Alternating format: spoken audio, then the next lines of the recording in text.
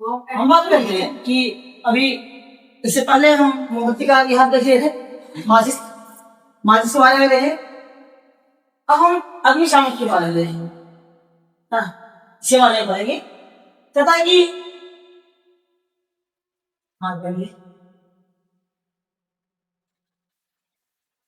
जब कोई ईंधन को जलाते हैं तो क्या निकलता है? जब कोई ईंधन को जलाते हैं तो क्या निकलता है? कार्बन डाइऑक्साइड और जल वाष्प बनता है। जब कोई ईंधन को जलाते हैं तो क्या बनता है? कार्बन डाइऑक्साइड और जल वाष्प। हाँ, ठीक है।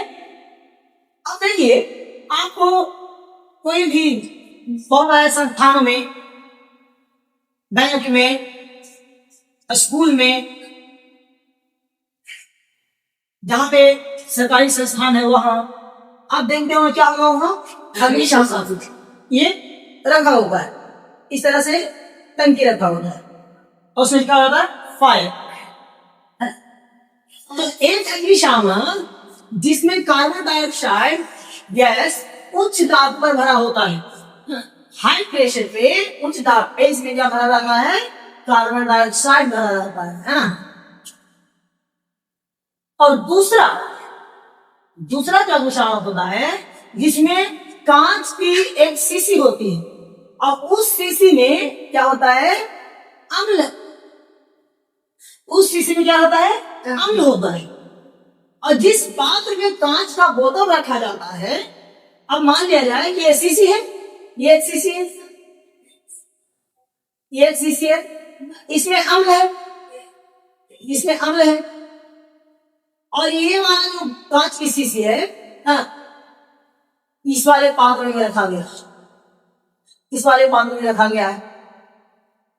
और इस पात्र पे क्या है? Sodium bicarbonate. क्या है? सोडियम बाइकार्बोनेट का विलयन रखा होता है। क्या होता है? सोडियम बाइकार्बोनेट का विलयन। और इस शीशी में क्या होता है? अम्ल होता है।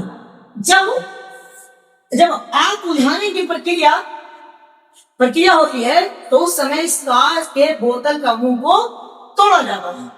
और जब ये कांच के बोतल का मुंह टूट जाता है तो ये अम्ल सोडियम बाइकार्बोनेट से प्रतिक्रिया करके कार्बन डाइऑक्साइड बनाता है। क्या करता है?